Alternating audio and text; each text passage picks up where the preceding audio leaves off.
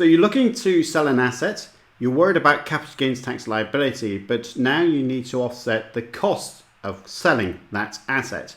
What costs can you use to reduce your capital gains tax liability? Well, go ahead and check out this video where it contains all those answers. Hi everyone, my name is Simon Mishevich from Optimized Accountants, and in this video we're going to be focusing on allowable costs that may be used to offset your capital gains tax charge when you sell an asset. And let's just go understand this. There's a page that I want you to go and have a look at. The URL is there for you to see. Pause the video if you need to. But in that page, it talks about capital gains tax. Now, don't forget that you don't have to pay capital gains tax at all if you are going to sell an asset and the gain you make is less than $12,300. If you are married and your spouse is husband, wife, civil partner, then you can double that up to $24,600, which is a lot of money to be made without paying a single bit of tax. Of course, there's a special rule for trust, which I've inserted. But from a tax planning angle, do you divide the assets up between your husband, wife, civil partner before you sell the asset? My answer is you should do some tax planning before you go ahead and sell the asset. Capital gains tax rates, we need to be mindful that there are different types of capital gains tax rates. Again, good tax planning point here. If you are a basic rate taxpayer versus a high rate taxpayer, then it might be better to allocate the asset to the lower paying taxpayer in your marital civil partnership relationship.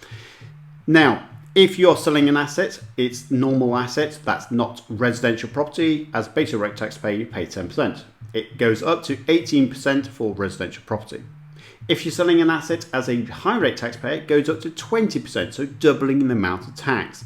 And again, the special rule for residential property, it goes up to 28%. Here's a page which is the capital gains tax manual. Again, go check out the URL, pause the video if you need to. In this particular page, it talks about allowable incremental costs are limited to fees, commissions, or remuneration paid for the professional services or surveyor, valuer, auctioneer, accountant, or agent. So who has helped you buy the property? Who has helped you sell the property? Because typically those capital costs can help you to reduce your capital gains tax liability.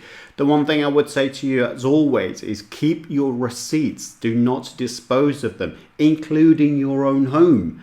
How many people do I see that have a home and then rent it out because they get a bigger home and completely forget about the receipts that they had for the extension or the new kitchen that they put into their home, and no longer can offset that expense against the capital gains tax liability. A real shame. So make sure that you save all your receipts.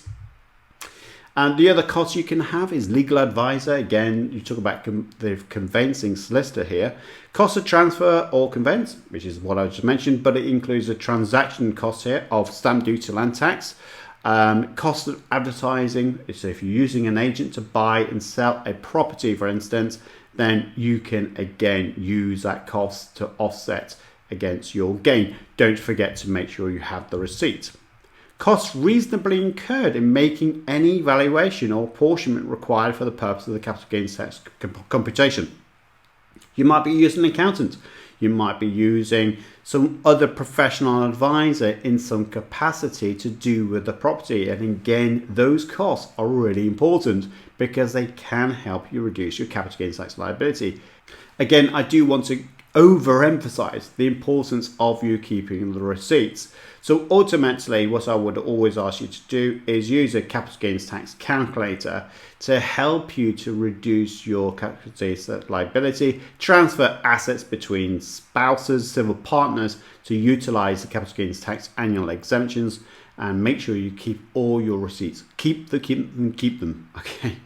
That's really important because if HMRC ever make an investigation into your capital gains tax computation, they will want to see evidence, and receipts and invoices are the best source of that evidence.